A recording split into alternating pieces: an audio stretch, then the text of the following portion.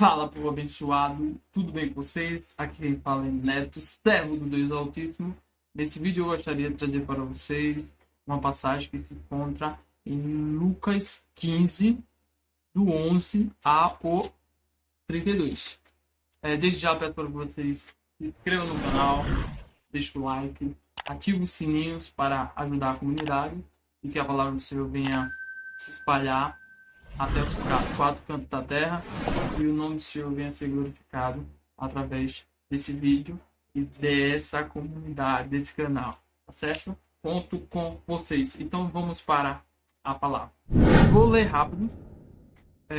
Lucas 15, 11 diz: Jesus continuou: certo homem tinha 2 filhos.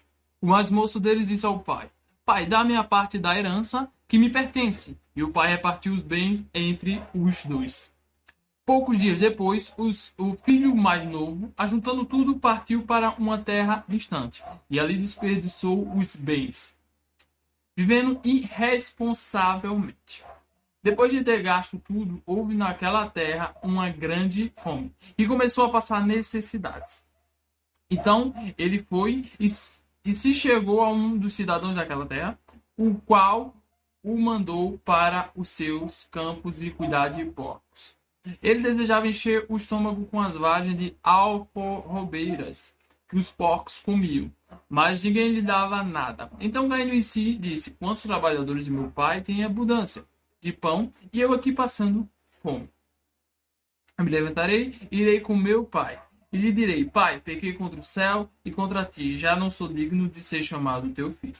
Trata-me como um dos teus trabalhadores. Então, levantando-se, foi para o seu pai. Quando ainda estava longe, viu seu pai e se comoveu de íntima compaixão. E correndo, o abraçou e o beijou. O filho lhe disse: Pai, pequei contra o céu perante ti, já não sou digno de ser chamado teu filho. O pai, porém, disse aos seus servos: Trazei depressa a melhor roupa, vestiu com ela e pondo-lhe um anel na mão e sandálias nos pés. Trazei o bezerro gordo e matai, comamos e alegramo-nos. Pois este meu filho estava morto e reviveu, tinha se perdido e foi achado. E começaram a festejar. O filho mais velho estava no campo, quando voltou, e chegou perto da casa. Ouviu a música e as danças. Chamando um dos criados, perguntou-lhe o que era aquilo, e ele lhe disse: Veio teu irmão e teu pai matou o bezerro gordo porque recebeu são e salvo. Mas ele se indignou e não queria entrar. Então saindo o pai, insistiu com ele. Ele, porém, respondeu a seu pai: Olha, sirvo-te há tantos anos, sem nunca desobedecer as tuas ordens, e nunca me deste um cabrito para alegrar-me com meus amigos. Vindo, porém, este teu filho que desperdiçou os teus bens com os prostitutos, tu mandaste matar para ele o bezerro gordo. Respondeu-lhe o pai: Filho, tu sempre está comigo e todas as minhas coisas são tuas. Era, porém, justo alegrar-nos e festejarmos, porque este teu irmão estava morto e reviveu, estava perdido e foi achado. O interessante dessa passagem é que ele começa mostrando que existia 2 filhos, né? O mais moço e o outro irmão dele.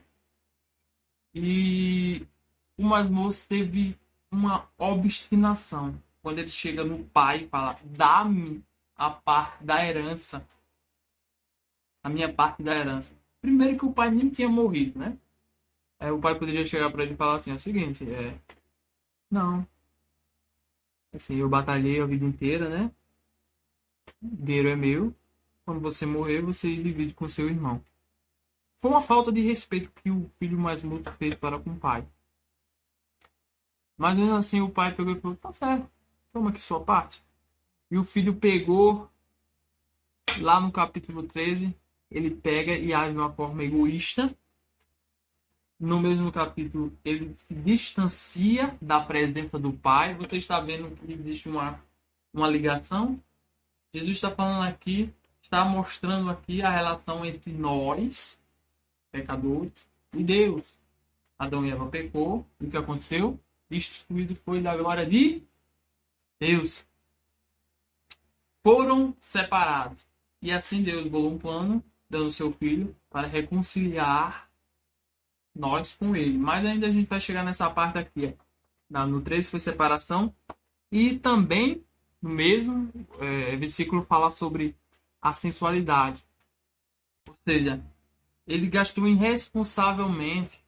E lá na frente, o filho mais moço, mais velho, fala que ele gastou com prostitutas. E muitas pessoas estão agindo dessa forma. Agindo de uma forma irresponsável, namorando com um, namorando com o outro, depois namorando com o outro, ficando com um, ficando com o outro. E Deus não se agrada disso. Se você quer ter uma intimidade com Deus, você tem que ter até no namoro, você tem que ser responsável. Teve também a destruição espiritual, no 14, e depois a humilhação, capítulo 15, que fala que ele desejava comer até as comidas dos porcos, as vagens de alfarrobeira dos porcos, mas ninguém lhe dava nada. O 16 fala que ele passou fome, passou uma grande dificuldade, necessidade. Ou seja, tome muito cuidado com o que você está plantando. Já que estamos no início de 2024, 2023 você não agiu de forma responsável, então nesse ano que nós viemos viver o verdadeiro evangelho, que nós viemos querer saber mais de Deus, buscando na sua palavra, indo para a casa do Senhor e adorar Ele, né? Pois fomos criados para esse objetivo. E o interessante é que no capítulo 17 ele tem um reconhecimento, né? Ele fala, lá, meu pai, quantos trabalhadores não tem trabalhando para ele? E ele tem muitas coisas. Ele teve o reconhecimento e voltou. Ele falou assim, eu vou falar para meu pai, nem que ele me aceite como um dos seus trabalhadores, um dos seus empregados. Isso foi no capítulo 17, né? E antes voltando um pouco para a parte da humilhação, porque assim, naquele tempo era proibido comer carne de porco. Era imunda. Os judeus não podiam comer. E o que acontece? Ele desejava comer a comida dos porcos. Olha o nível de humilhação que o pecado fez com que ele passasse. Eu gosto também de ver aqui, nesse cenário aqui, eu gosto de ver, não, no caso, eu vi na parábola do filho pródigo que o amor de Deus e o amor do homem. Muitas vezes o amor do homem visa tudo que ele fez de errado. E não fica feliz ou contente quando há uma reconciliação dessa forma, no caso assim. Tipo, o filho mais velho, com muita raiva, né? Falando, nossa, eu tanto tempo estou aqui, meu pai nunca fez isso pra mim. Mas esse aí que agiu de forma irresponsável, prostituta, gastou tudo. Foi pra longe, tomou a decisão. Porque, ó, se você for observar, há uma diferença entre a ovelha que se perdeu, a parábola da ovelha que se perdeu, com a parábola do filho pródigo. O filho pródigo, ele teve uma atitude, ele falou, eu vou pegar o dinheiro do meu pai, vou pedir ao meu pai e vou para longe. Ele sabia como voltar. Lá na parte do reconhecimento, ele deu conta e volta no mesmo caminho. A ovelha que se perdeu não foi tipo, eu vou... Não. Ela foi levada. E muitas das vezes, ou no caso, pelas outras ovelhas, muitas das vezes era necessário alguém ir lá buscar, o pastor ir lá buscar. Aí quando fala das 99, mas enfim, você sabe o caminho. Então vote. Você sabe onde fica a presença de Deus.